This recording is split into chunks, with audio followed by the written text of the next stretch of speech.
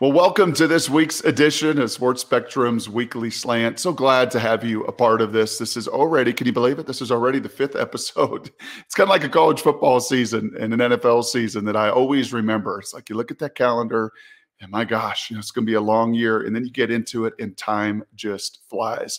And it's been a blast having you all aboard this year. If you've caught every episode, you've caught all NFL angles to this point. It started with Clyde Christensen right out the gate, the Super Bowl champ in Tampa Bay. We've gone and talked to many NFL players, and we will over the course of the season. But I'm excited because tonight is our first collegiate guest. And it's somebody that I know pretty well. It's Hugh Freeze, the head coach at Liberty University. And what's really cool is Hugh Freeze, and we're going to get into this, and I'm going to ask him about this. He's got a pretty special quarterback by the name of Malik Willis. And in fact, if you go to the Sports Spectrum magazine, and tonight you go to sportsspectrum.com and you click on sportsspectrum.com, you can get a 20% discount on this magazine simply with the code SLANT20. So go to sportsspectrum.com, SLANT20. You're going to get your discount, and you're going to read about Malik Willis. You're going to hear stories from Dabo Sweeney and Dalton Reisner throughout. It is an incredible testimony. I can't encourage you enough. It's something to share with your kids, with your players, with people in your community, your church members that need encouragement and praise. It is loaded with incredible stories like Malik's. And another incredible story is Hugh Freeze. As I said, I've known Hugh for quite a while. I got to call some of his games. In fact, some of his highest moments in college when he was at Ole Miss, leading the Rebels to a Sugar Bowl victory for the first time in decades and decades and decades. And I have followed Hugh's story. The door is opened at Liberty University. He's doing amazing things there. Put them, they called on the mountain there in Lynchburg, Virginia, putting them on the map, 22-7 in his years, 4-1 this year, right on the precipice of being in the top 25. But Hugh Freeze is so much more than that, so much more than a coach. His testimony is profound. His transparency and his humility, well, it mirrors his quarterback in many ways. And I can't wait to catch up with him. I know his heart. I know how he wants to share it. I know how he wants to use this show, this weekly slant. That's what this show is built for, to share his testimony about the game that he loves, that we all love, the game of football. And the testimony and his testimony and his love for Jesus. You'll hear that next. Well, Coach Freeze, I think it's been a few years. I don't know the last time I saw you. I think it may have been a Sugar Bowl victory where the Rebels were running up and down the field, but it's great to catch up with you. Thanks for being a part of the Sports Spectrum Weekly Slant. This is a special show, and we love doing it each and every week and getting the opportunity to talk to people that love Jesus and love football. And let's start here. Let's start on the football end. Just broad picture, Coach. The 2021 college football season, before we even get to Liberty, Malik, everything else, just as you've taken in this 2021 college football season, this season is fill in the blank. Oh, man, it's I think fill in the blank would have to be, for me right now, is patience. That's a weird word probably for a coach. But last year, Brock, I really felt the most peace. And again, I know that COVID affected a lot of families, a lot of people negatively. But for us, it slowed my life down considerably. And I loved it. And now this 2021 has kind of hit me like a little different, and you're still trying to balance some of the COVID world with normal life, with normal recruiting. And I think that what God has been teaching me about this season is I'm trying to really learn patience with people, patience with the schedule, and just really focus on what things are important. So that's kind of the first word that popped in my mind. 22-7 at that university. I haven't got a chance to call a game there. I hope I do. I want to see that place and experience it. But you're 22-7 overall. You're 4-1 as we tape this, as we produce this and show this. 22-7, 4-1 in 2021. Tell me about this Liberty team. Tell me about this crew this season off of a remarkable year at 10-1 last year. Yeah, last year was incredible. One of the most enjoyable years I've had of coaching. And so you're trying to come back in 2021 with basically the same team. I think it speaks a lot, about the culture here at Liberty for all of the super seniors or COVID seniors, whatever we call them, that they chose to return. And so with that, I think you have to balance everybody's expectations have grown exponentially here on the mountain.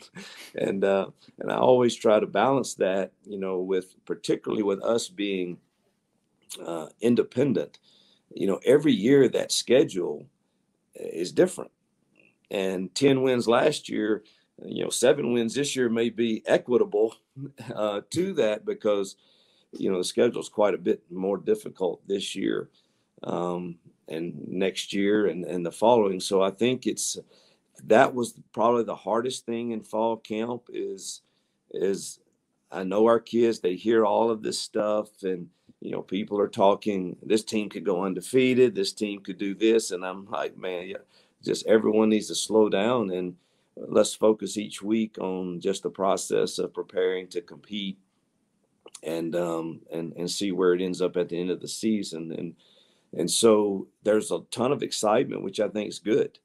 But also, I think we always have to balance the fact that we're still just in year 3 of FBS football. And we really hadn't had but 2 recruiting classes. And, I think God has blessed us here for sure.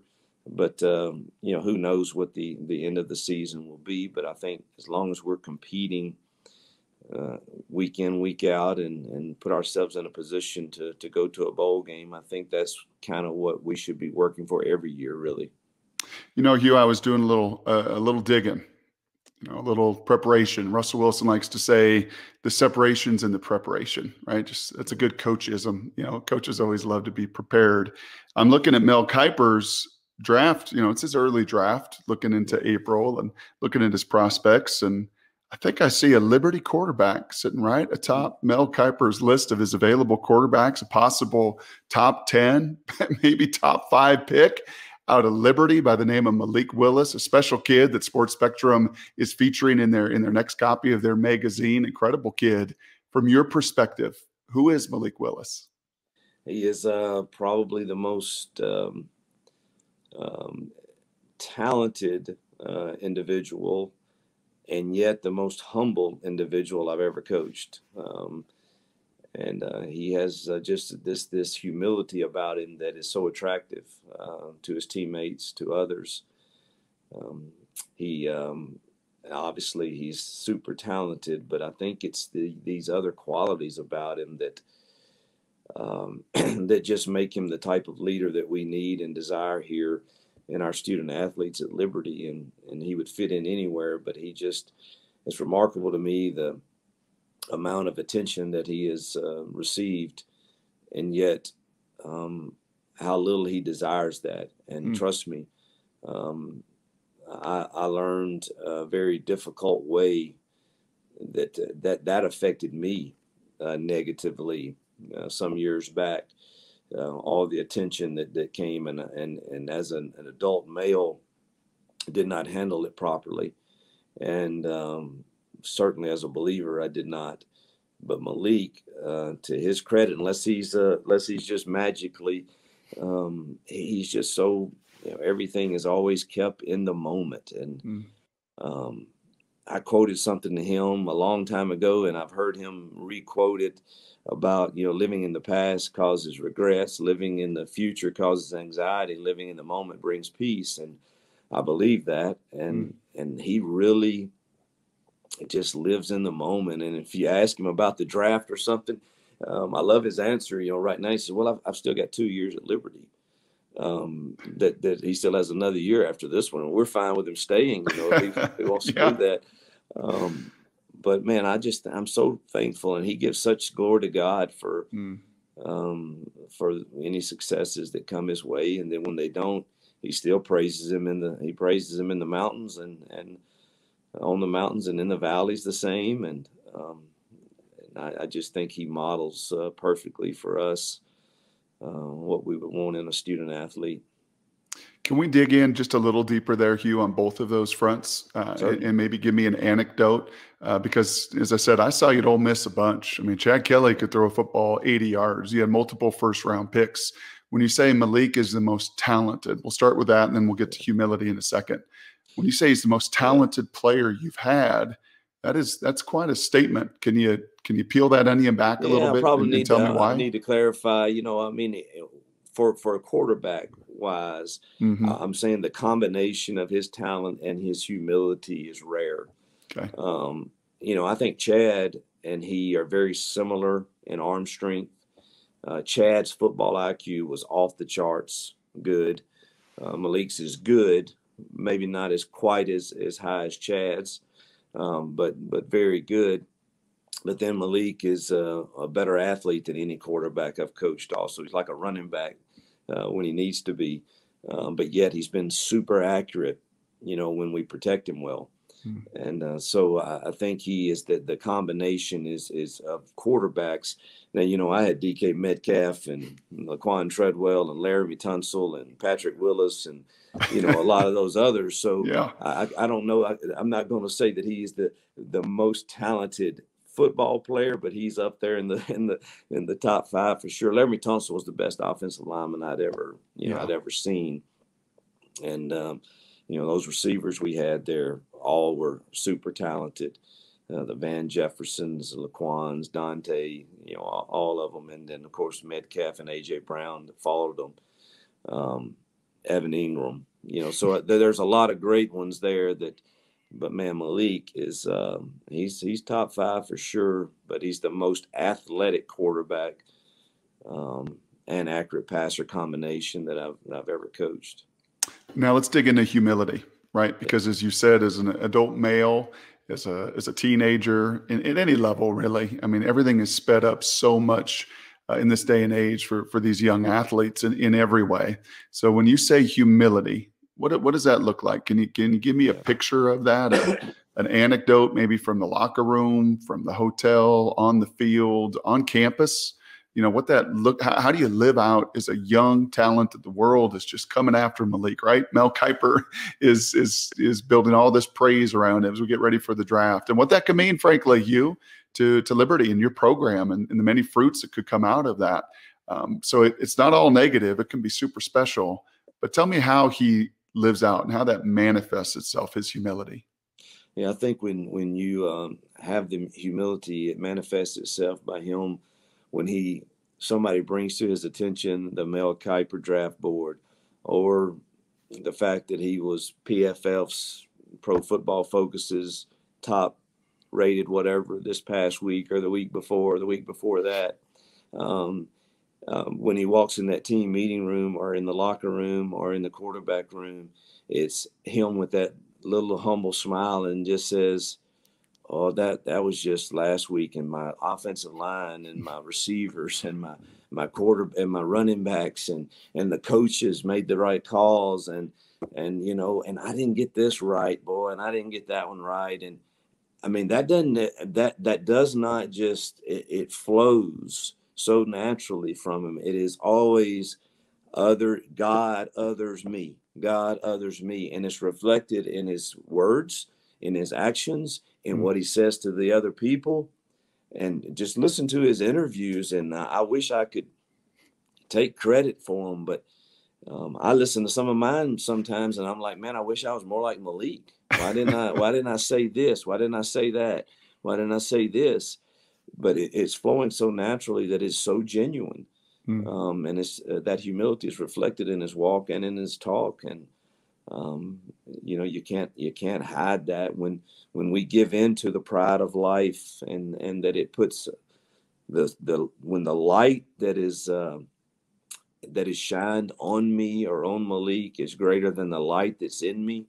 It's when we give the enemy a foothold for sure. And I've experienced that, and I've shared those experiences in real talk with Malik. And he just soaks it in. He loves coming in and wants me to tell him stories. He thinks I'm a good storyteller, and I'll share with him all the stories I have, and then kind of what I can hopefully he can learn from where I got it right and when I got it wrong. Mm. And so he's been remarkable so far in handling all the good that's come his way with great humility. If I think back, Hugh, to our production meeting before that, before that Sugar Bowl, right, where you guys just blitzed Oklahoma State, and in many ways, some of the apex of what you did at Ole Miss there. Yes. And I have that picture of Hugh, and you were transparent, you were honest, you were always a tremendous guy to sit and talk football with, and your team and everything. But that Hugh Freeze then versus the Hugh Freeze today. If I was sitting with you Friday night before homecoming at Middle Tennessee State, and I'm sitting in a production meeting with you, what is Hugh Freeze today versus the Hugh Freeze that I knew at Ole Miss?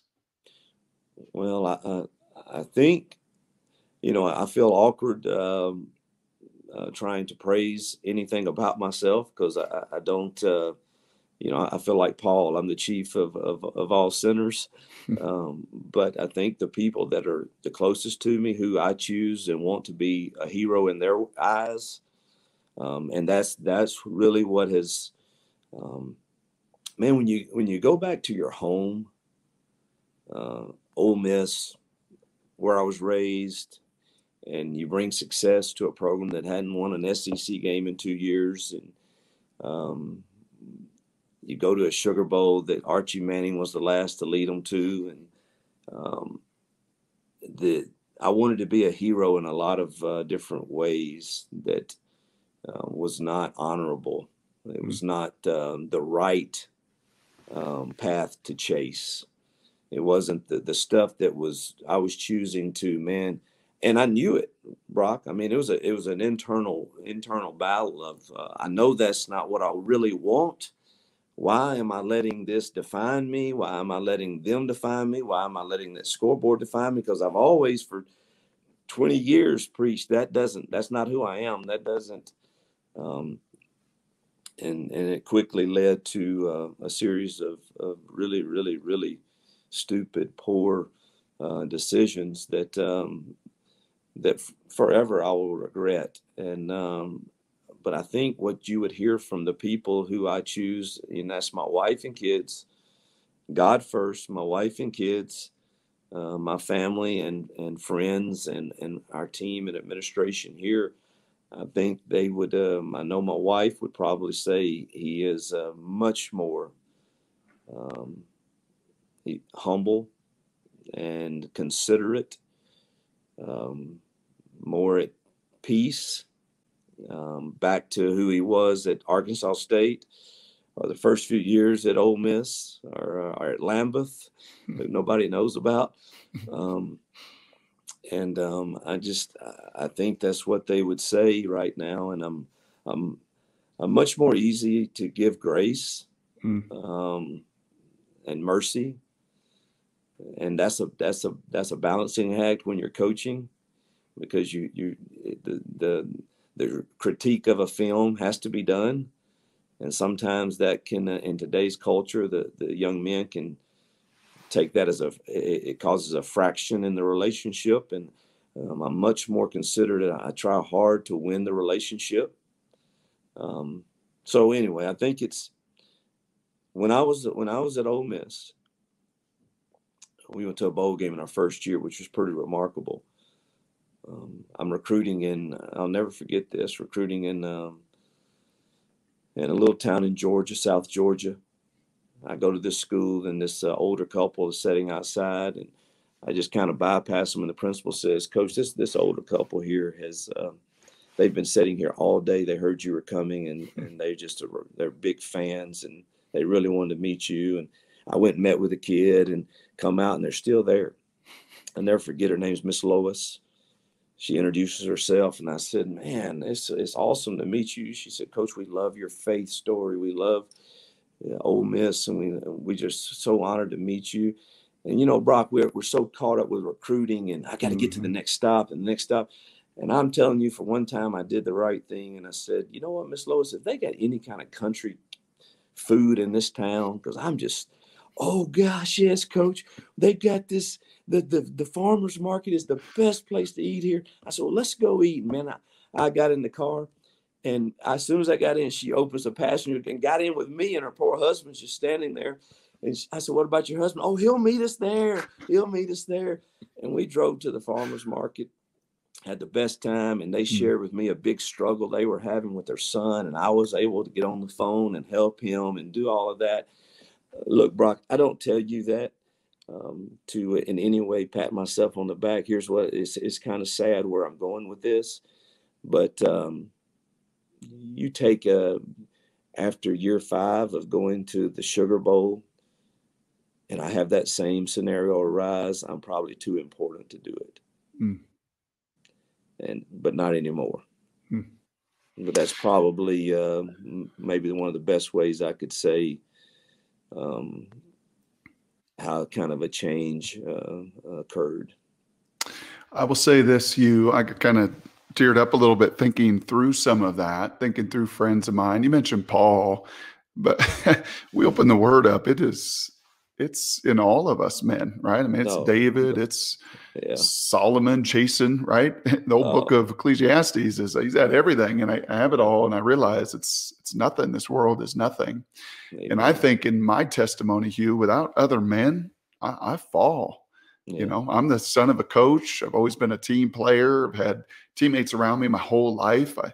I was just chatting with Jason Romano from Sports Spectrum, who helps produce this show and leads this show. And he's an amazing guy. And we're just talking right before you came on about the need for men around us, the need for those around us. And I'm curious, if you look at yourself now at Liberty in a faith-based school, unapologetic about that faith, how important is it for you, you know, surrounding yourself with people? How important to men out there and young men and wives that we're speaking to tonight that, and you better have someone on your right and your left, because if you try to do this solo, I think we've got enough examples in all of our lives. And if we search our heart, I think we know how we fall short in that regard.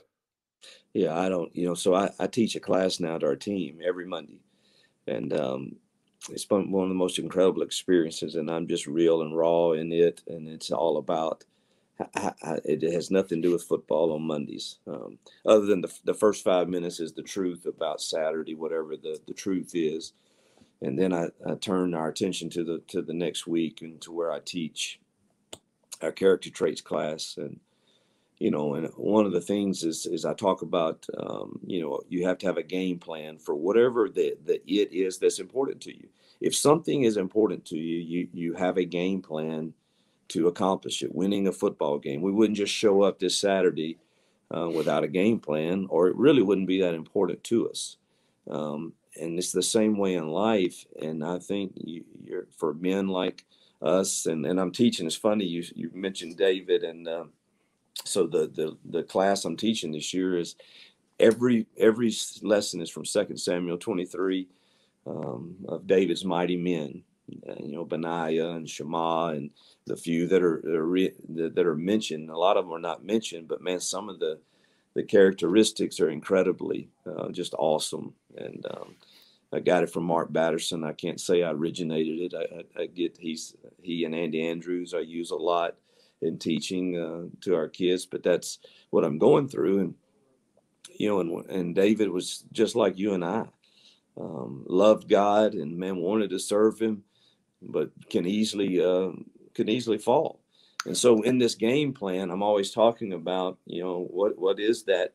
What does that look like for us if walking with God is truly important to us? And I've always known it, but you know, you better have some accountability in it. And I was so isolated in my season of that I fell. I don't know. You just buy into the lie that you're too important, or they don't understand, or I certainly can't be honest and truthful with them. So you better find some 2 or 3 guys that you can tell it just like it is to them, and know they still love you, and they can do the same. And you know, and I've had that for many years. I just didn't stick to it. And so, you know, and there are good friends of mine right now that still feel very guilty that they probably weren't more active. Now, I've released them from that because it's not on them, man. And that's what I think integrity is. Integrity is not always getting it right, or none of us would have it. To me, it's when you don't get it right, you own it, you accept whatever consequences come with it, you make the necessary changes, and you play the next play. And that's Peter, that's Paul, that's you know, I mean, I love the story of Peter. Gosh, when Jesus called him back, he denied him. And do you love me? Hey, I got another assignment for you, dude. You ain't got time to, and you know, he's the one that preached the first big sermon. And so that gives me hope that he's not finished with us, man. I'm still on the potter's wheel. That's so good. Hey, last thing, because we could do this for a long time. You've got a game to get ready for this week with Middle Tennessee and homecoming. And we are so encouraged by really your platform, your witness, your testimony there at Liberty. The folks that find this tonight, how can we be praying for Liberty this season? How can we be praying for Hugh, for Malik, for the rest of the Flames for this year? How can we be lifting you all up? What do you want that prayer to be? Yeah. Number one, I ask people to pray for health and energy for our coaches and our team. You know, I think that those are two important things to us that we can exemplify. The major thing. So you need health and you need energy. And then the major thing is that, again, the light, just pray that the light that shines on us is never greater than the light that's in us. And that I tell our team that before every game, that we have a chance to be built different. Now, look, my team room's full of every kind. We're no different than the kids at Ole Miss or Alabama or wherever. We come from all different cultures, different backgrounds, and have different issues. But we're trying hard. I just want them to understand, man, we have a chance to prove that there's a different way than what the world may say. And I hope that on Saturdays and the opportunities we get, that we're able to say, man, there is something different about them, and that we would point that light to Christ. Thank you, brother. I always appreciate catching up with you. And I hope I can do it again, maybe for, who knows, a national title, a playoff game that Liberty will find itself in one day. Sure appreciate you, brother. Thank you. Oh, Brock, this pleasure was mine, man. Thank you. And Jason is an incredible dude, too.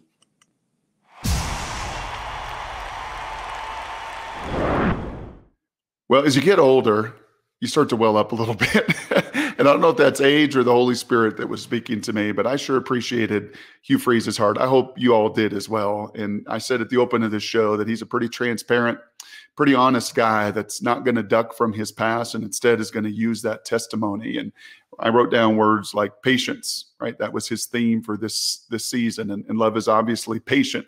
That's the first attribute of love, to be patient. And just that conversation of humility and talent, right? The humility and talent. And I think in that order, you know, as a Christian, and I'll point to Sports Spectrum magazine once again. This guy's going through it this year. Dabo Swinney, been a tough season for him. We caught up with him before the year. You can read his story. You can read Malik Willis's story.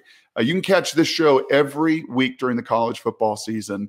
It is a show to be one of encouragement for you all out there. Hopefully one that you can share with others, and we can all share our testimonies. And I think, like Hugh Freeze, if we're in this game of football, if we're in this game of life, we know that humility and using our talent for his platform and to be used by him is really what we're called for. If you want more stories, go to sportspectrum.com. Go to that site tonight, sportspectrum.com. You'll see the opportunity to click right there, Slant 20, to get your discount, to be encouraged by more and more of those stories. And we can't wait to encourage you next week with yet another episode of Sports Spectrum's Weekly Slant. It'll come your way next Wednesday night. Thank you for being a part of it. God bless you.